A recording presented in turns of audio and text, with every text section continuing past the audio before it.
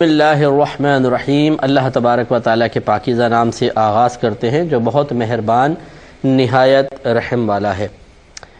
باب قائم ہوا تھا بابو بنیان المسجدی، مسجد کو تعمیر کرنے کا باب۔ اس میں ایک تعلیق امام بخاری نے ذکر کی تھی اور کہ حضرت عمر فاروق رضی اللہ تعالی عنہ نے مسجد نبوی کو بنانے کا حکم دیا اور فرمایا کہ لوگوں کو بارش سے محفوظ رکھو اور سرخ رنگ یا زرد رنگ لگانے سے اجتناب کرو کہ لوگ فتنے میں مبتلا ہوں گے۔ تو اس سے معلوم ہوا کہ حضرت عمر فاروق رضی اللہ تعالیٰ عنہ نے مسجد کو تعمیر تو ضرور فرمایا، اس میں توسیع بھی فرمائی اور ان چیزوں کے اختیار کرنے سے منع فرمایا کہ جس سے نمازی کی توجہ ہٹے۔ یہ بنیادی چیز اس کو ذہن میں رکھیے گا، اس پہ ہم انشاءاللہ بھی آگے کلام کریں گے۔ اور حدیث بھی ایسی آ رہی ہے کہ کیا مسجدوں میں نقش و نگار بنانا، جیسے آیات وغیرہ لکھ دیتے ہیں، فانوس لٹکانا اور ٹائلز لگانا اور ویسے ڈیزائن وغیرہ بنوانا، مختلف کلرز کروا دینا، کیا یہ صحیح ہے؟ اس پہ انشاءاللہ ہم کلام کریں گے، اسی حدیث کے تحت آئے گا۔ تو آپ نے ایک تو بنیادی اصول یہ دیا کہ اس طرح نہ کریں، لوگ فتنے میں مبتلا ہوتے ہیں۔ اور حضرت انس رضی اللہ تعالی عنہ نے فرمایا کہ لوگ مساجد بنا کر فخر کریں گے اور ان کو نمازوں سے بہت کم آباد کریں گے۔ یقینی سی بات ہے کہ حضرت انس رضی اللہ تعالیٰ عنہ یہ بات اپنے پاس سے بیان نہیں کر رہے، کیونکہ یہ اس میں غیبی خبر ہے کہ آئندہ ایسا ہوگا۔ اور کوئی بھی صحابی اگر ایسا کوئی جملہ کہتا ہے اور اس بات کو رحمت کونین صلی اللہ علیہ وسلم کی طرف منسوب نہیں کرتا ہے، یعنی یہ نہیں کہتے کہ میں نے سرکار سے سنا آپ ایسا فرما رہے تھے، بلکہ خود اپنی طرف سے ایسا کہہ دیتے ہیں، تو یہ واجب ہے کہ ہم یہ کہیں کہ وہ اپنی طرف سے خود نہیں کہہ رہے، بلکہ یعنی منسوب تو اپنی طرف کر لیا، گویا کہ خود سرکار کی طرف منسوب کیے بغیر بیان کر دیا، لیکن ہم پر واجب ہے کہ ہم یہ کہیں کہ وہ سرکار سے سن کر ہی کہہ رہے ہوں گے، اس لیے کہ کوئی صحابی بھی ایسا نہیں کرے گا اور نہ ان کو اس چیز کا اختیار ہے کہ وہ مستقبل کی خبریں اپنے پاس سے دیں، کیونکہ غیبی خبر ہے اور اللہ تبارک و تعالیٰ کے بتائے بغیر کوئی غیب نہیں جان سکتا ہے۔ اب اس میں دیکھیے، اگر اس سے تھوڑا سا کلام کر لیا جائے کہ آپ نے فرمایا لوگ مساجد بنا کر فخر کریں گے، اور ایسا ہوتا ہے آج کل کہ ارے جی ہم نے تو 6 مسجدیں بنائی ہیں، ہم نے تو 50 مسجدیں بنائی ہیں۔ صاحب آپ کون سی مسجد میں نماز پڑھتے ہیں؟ خود نہیں پڑھتے صاحب، اسی لیے آگے فرمایا کہ اور اس کو نمازوں سے بہت کم آباد کریں گے۔ تو ایسا ہوتا ہے کہ بعض لوگ پیسہ بڑا خرچ کرتے ہیں، ان کے پاس چلے جائیں جی سیٹھ صاحب ایک مسجد بن رہی ہے اور اس کے لیے سریا بجری چاہیے، لو بھائی اتنا پیسہ، سیٹھ صاحب خود نماز نہیں پڑھ رہے، یہ بڑا مسئلہ ہے۔ تو بہرحال مسجد کی تعمیر کرنا ایک بہت اچھی چیز ہے، یہ نہیں ہے کہ اگر نماز نہیں پڑھ رہے تو مسجد کی تعمیر کروانے کا ثواب بھی نہیں ملے گا، ثواب اپنی جگہ پر ہے، لیکن سوچنا چاہیے کہ آپ مسجد کو آباد کر رہے ہیں، اس کے 2 طریقے ہیں، ایک بنا کر اور ایک خود وہاں پر جا کر، یہ دونوں چیزیں ہی ہمیں کرنی چاہیے۔ تو اب یہ تو ایک تو ہے چلو بنانے کے لیے پیسے، فخر کرنا اس کے اوپر، ارے ہم نے ایسی بنائی، ہم نے ویسی بنائی۔ یا بعض اوقات ایسا ہوتا ہے کہ ذات برادریوں کی مسجدیں ہوتی ہیں، ہم نے یہ دیکھا ہے، ایک برادری نے اپنی مسجد بنائی ہے اور دوسری برادری نے آگے اپنی مسجد بنا لی ہے، اور وہ ایک دوسرے پہ فخر کرتے ہیں، اور یہ ہماری مسجد کے اندر تو اتنے ستون ہیں، ہمارا وہ دیکھو ذرا مینارہ ان سے بھی زیادہ ہے۔ اس طرح فخر کرنا یہ بالکل غلط ہے اور یہ گناہ ہے، مسجد بنا کر اس پہ فخر کرنا، کیونکہ نبی کریم صلی اللہ علیہ وسلم نے اس کو مذمت کے ساتھ ذکر فرمایا۔ آپ نے ارشاد فرمایا کہ قرب قیامت کے علامات میں سے ایک یہ ہے کہ لوگ مساجد بنا کر ان پہ فخر کریں گے۔ تو اس لیے یہ کوئی فخر والی چیز نہیں ہے، بلکہ اس کو سعادت سمجھیں، بلکہ یوں بس گمان کریں کہ اللہ تعالیٰ تیرا کرم ہے کہ تو نے خدمت ہمارے سپرد کر کے ایک سعادت سے نواز دیا ہے، ورنہ ہم کہاں اس قابل تھے کہ یہ کام کر سکتے۔ تو اس لیے فخر بالکل بھی نہیں کرنا چاہیے۔ بڑا فخر کا مطلب کیا ہے؟ مطلب اس کو اپنا کوئی ذاتی کمال سمجھنا، پھر باقاعدہ اس کے اوپر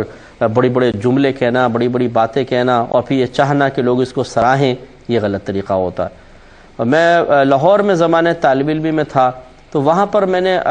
بعض اوقات ایسا دیکھا کہ ہر ایک اپنی اپنی مسجدیں بنانے کے چکر میں تھا، یعنی بعض علاقے ایسے تھے کہ بالکل 3 گلی کے اندر ایک مسجد ہے، 4 گلی چھوڑ کے پھر ایک مسجد ہے، 5 گلی چھوڑ کے پھر ایک مسجد ہے۔ بھائی جب ایک مسجد ہے اس میں نمازی بھی پورے نہیں آ رہے ہیں، لوگ ہی نہیں ہیں، تو آپ یہ آگے اتنی مساجد کیوں تعمیر کرتے چلے جا رہے ہیں؟ بس وہ اس کی ایک ہی علت، فخر۔ جی میں بھی اپنا ایک مسجد بناؤں گا، امام صاحب سے کوئی جھگڑا ہو گیا، کمیٹی سے ہو گیا، جاؤ یہاں نماز نہیں پڑھتا ہم اپنی مسجد بنا لیں گے، جا کے بنا لی۔ یاد رکھیے کہ اگر ایک مسجد ہے اس میں گنجائش بھی ہے نمازیوں کی، تو پھر ایک اور مسجد قریب بنانا جبکہ اس کی ضرورت بھی نہ ہو، اور اس مسجد کی وجہ سے اس مسجد کی جو پہلے سابقہ مسجد ہے اس کی جماعت میں قلت بھی پیدا ہوگی، تو ایسی مسجد بنانا پھر ثواب نہیں ہے، گناہ ہے، اور ایسے لوگ قابل گرفت ہوں گے۔ اس لیے چھوٹی چھوٹی جگہوں کے اوپر مسجدیں بنا لینا، میں نے آپ کو بتایا میں بھاٹی میں پڑھتا تھا تو ہر 3 گلی کے آگے 4 گلی کے آگے مسجد بنا لینا، یہ وہاں پہ ہم نے دیکھا کہ ہوتا ہے۔ بھاٹی والے کو دیکھ رہے ہو تو برا بھی نہ مانے، لیکن ایسا ہوتا ہے کہ قریب قریب آپ مسجدیں بنا لیتے ہیں اور نمازی ہیں ہی نہیں، مسجدیں خالی پڑی ہوئی ہیں۔ صرف جمعے کے اندر یہ ہوتا ہے کہ بعض اوقات نمازی آ جاتے ہیں، باقی عام ٹائم میں تو نہیں ہے۔ تو بلا ضرورت مساجد تعمیر نہ کی جائیں، بلکہ کوشش کی جائے کہ جو پہلے سے تعمیر شدہ ہیں اور جن میں جگہ بھی ہے انہیں آباد کرنے کی کوشش کریں، یہ سب سے افضل اور اعلیٰ چیز ہے۔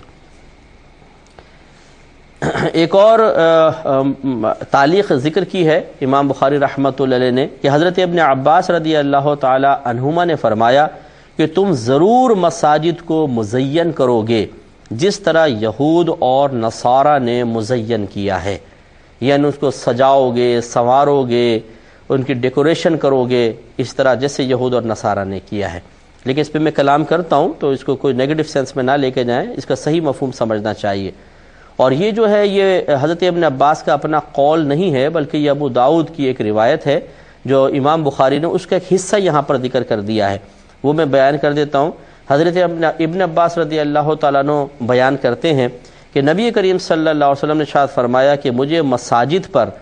چونے وغیرہ کا پلستر لگانے کا حکم نہیں دیا گیا، یعنی چونے کی کوٹنگ سرکار گویا کہ فرما رہے ہیں کہ چونا وغیرہ سے۔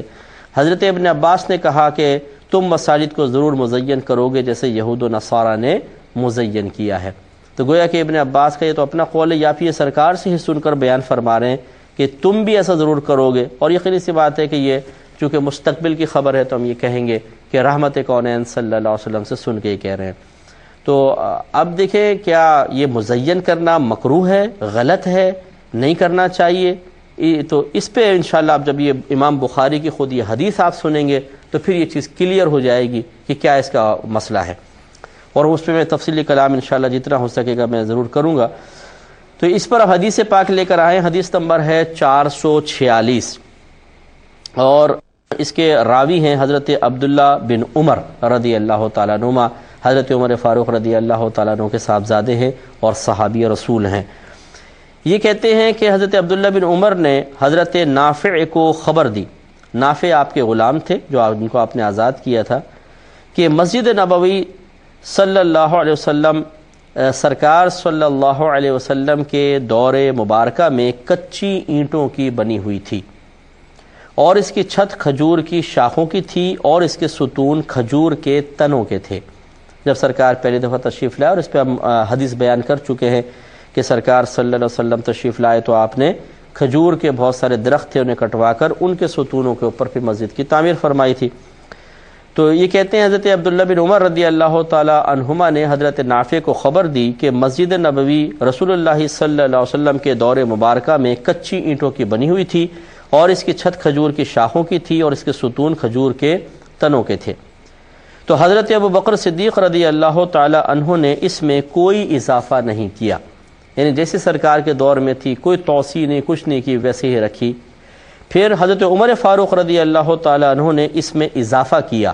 اور اس کو رسول اللہ صلی اللہ علیہ وسلم کے زمانے مبارکہ کی بنا پر تعمیر کیا، یعنی جیسی ویسی بنیادیں جیسے پہلے تھیں بالکل اسی پہ آپ نے تعمیر فرمایا، تھوڑی سی توسیع ضرور ہوئی لیکن ستون ویسے ہی تھے سب کچھ۔ چنانچہ فرماتے ہیں کچی اینٹوں اور شاخوں سے بنایا، اور اس کے ستون دوبارہ لکڑی کے بنا دیے، اسی طریقے سے وہ انہوں نے کیا۔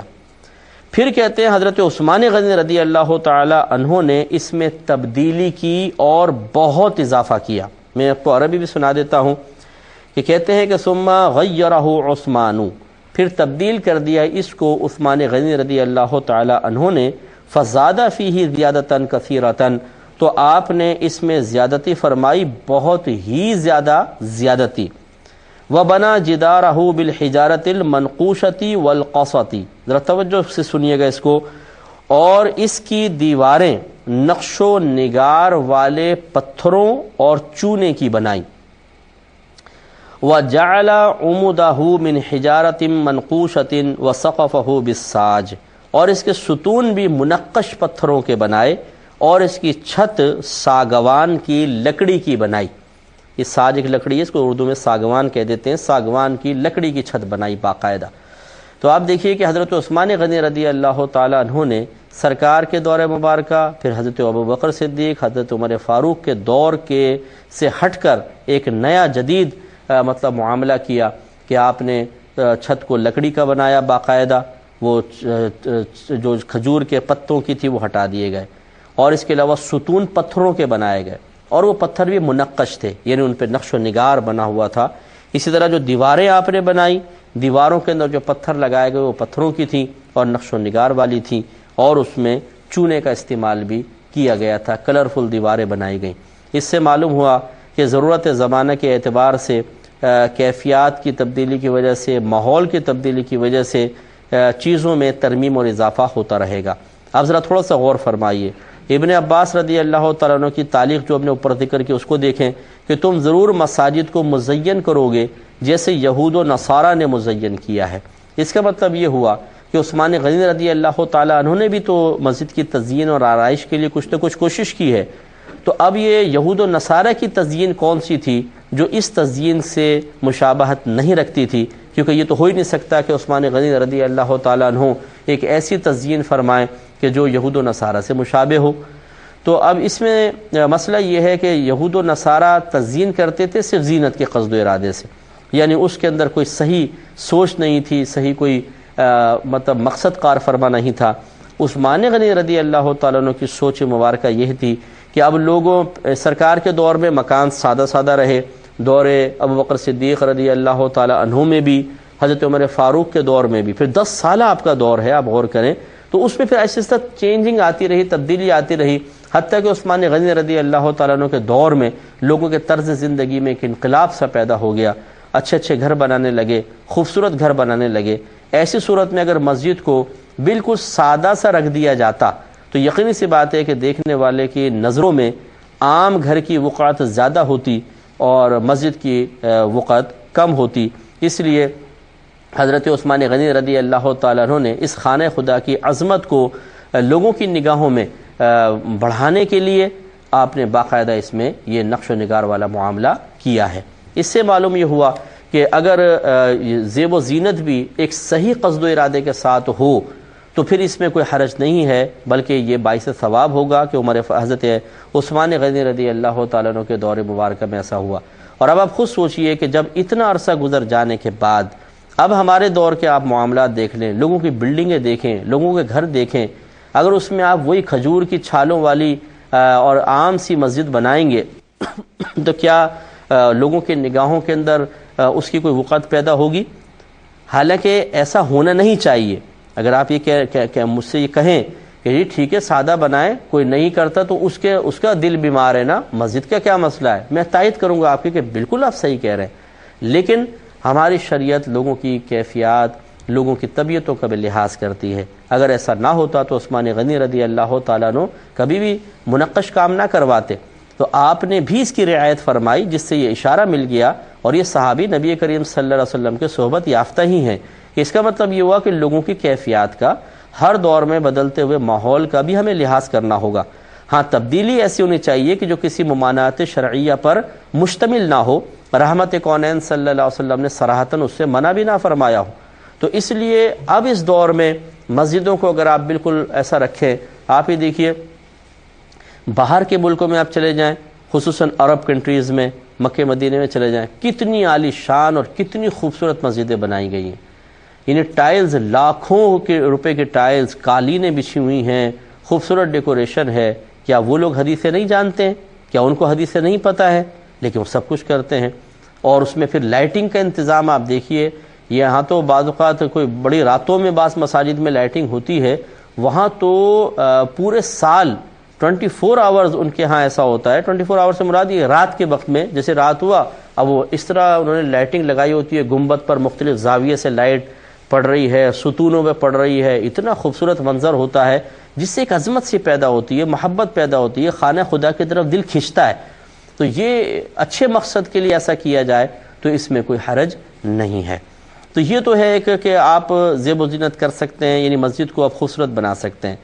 لیکن اب تھوڑی سی باتیں اس میں سماعت فرما لیں۔ پہلی بات تو یہ ہے کہ اس طرح کی زیب و زینت دینا کہ جس سے نمازیوں کی نماز میں خلل پڑے، یہ صحیح نہیں ہے۔ مثال کے طور پر آپ نے ایک مسجد بنائی، درمیان میں ایک ستون فانوس لٹکا دیا اور ایسا کہ وہ یوں گھومتا رہتا ہے ہلکا ہلکا ہلکا ہلکا۔ اب اس میں یہ کہ نماز پڑھتے پڑھتے توجہ جائے گی اس کے اوپر۔